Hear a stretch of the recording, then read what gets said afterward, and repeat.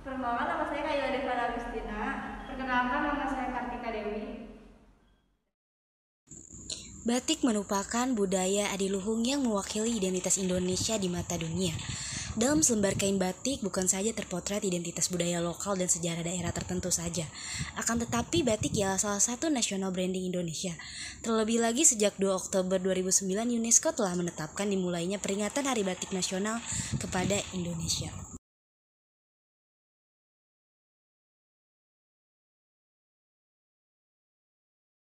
Batik sendiri diperkenalkan di dunia pertama kali oleh Presiden Soeharto melalui konferensi PBB. Sejak saat itu, batik mulai dikenal dan dianggap memiliki nilai seni tinggi dan merupakan bagian dari budaya Indonesia loh.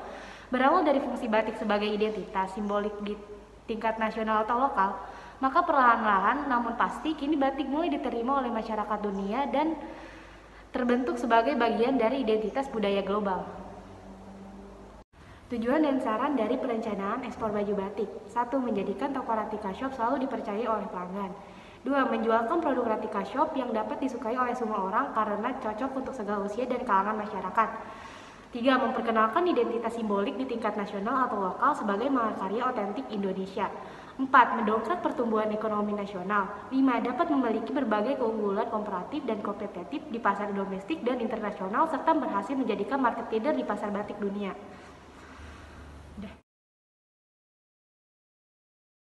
Analisis pemasaran ekspor.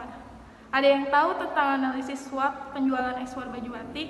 Yang pertama, kekuatan strength. A. Bahan baku yang digunakan berkualitas baik. B. Produksi yang dihasilkan berkualitas baik dan dapat bersaing di pasaran.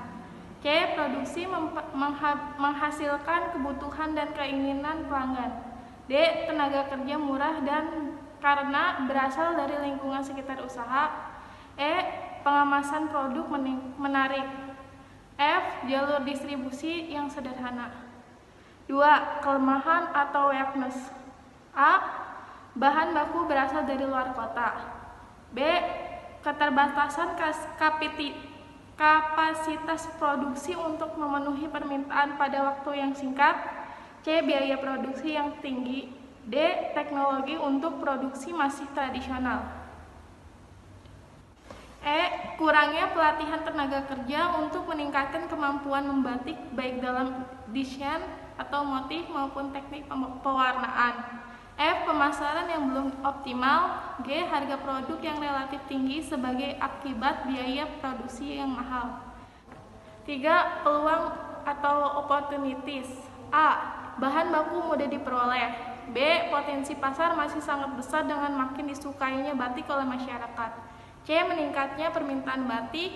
D. Adanya dukungan masyarakat terhadap kegiatan usaha. E. Kondisi ekonomi yang semakin baik. F. Adanya pembinaan dan pengembangan dari pemerintah. G. Adanya inovasi teknologi yang dapat dimanfaatkan untuk meningkatkan kualitas dan produktivitas batik. 4. Ancaman atau threat. A. Harga bahan baku yang mahal. B. Peningkatan jumlah usaha batik terutama di luar daerah yang secara kualitas juga baik akan menjadi pesaing berat. C. Meningkatnya permintaan batik cap dan batik printing. D. Suku bunga bank yang tinggi. E. Tingkat inflasi dan fluktuatif mempengaruhi daya beli masyarakat.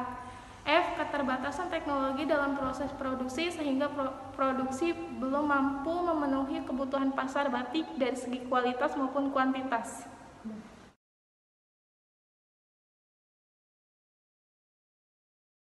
Analisis lingkungan industri. Mengapa lingkungan perindustrian perlu dianalisis?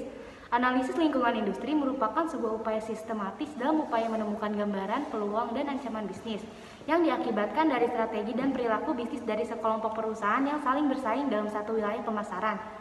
Analisis industri membantu pengusaha atau perusahaan rintisan dan startup untuk memahami posisi bisnis yang relevan dengan bisnis kompetitif lainnya di industri. Cara menerapkan analisis lingkungan di industri. 1. Pilihlah dengan hati-hati industri yang dianalisis. 2. Datang dengan penawaran dan permintaan di industri. 3. Kenali pesaing Anda. 4. Ikuti perkembangan terbaru di industri. 5. Fokus pada dinamika industri. Proses pembuatan baju batik dengan menggunakan teknik tulis.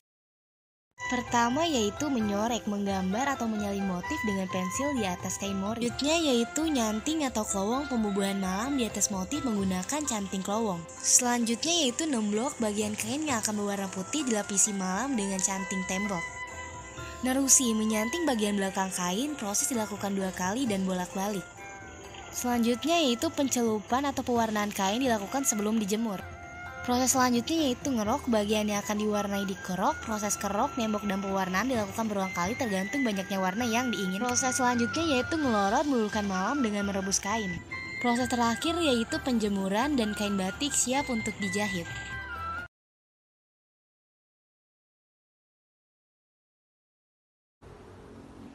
Pemasaran ekspor. Mengapa perlu adanya pemasaran ekspor? Pemasaran ekspor adalah kegiatan mengeluarkan barang dari daerah pabean dan mengirimkannya ke luar negeri sesuai dengan ketentuan hukum informal dan mengharapkan pembayaran berupa valuta asing. Tujuan ekspor yaitu 1. Meningkatkan keuntungan atau manfaat hierarkis melalui peningkatan pasar secara signifikan, lebih baik mendapatkan biaya penjualan yang lebih tinggi. 2. Memanfaatkan kelebihan yang disajikan, latent breaking point. 3. Menjadi akrab dengan pesaing di pasar planet sehingga mereka siap dalam tantangan yang menakjubkan dan berusaha untuk tidak diklasifikasikan sebagai jago kandang. 5. Pengembangan dan kemajuan data.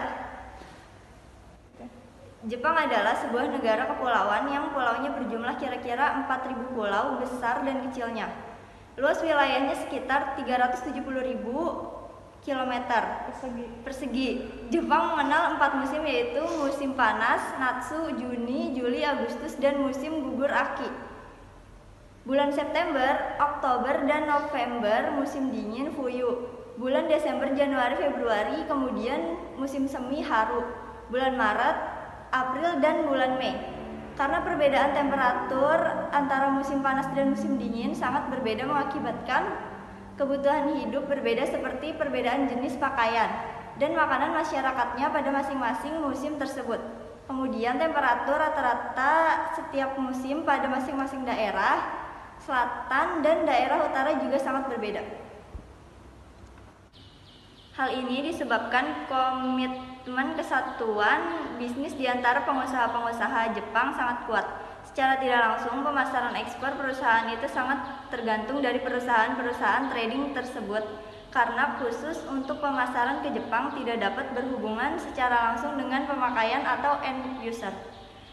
Mekanisme pemasaran dilakukan dengan mengirimkan penawaran langsung kepada perusahaan trading tersebut atau pembeli aktif mengajukan surat permintaan kepada perusahaan. Negosiasi dilakukan oleh direktur atau kepala departemen pemasaran dagang pembeli.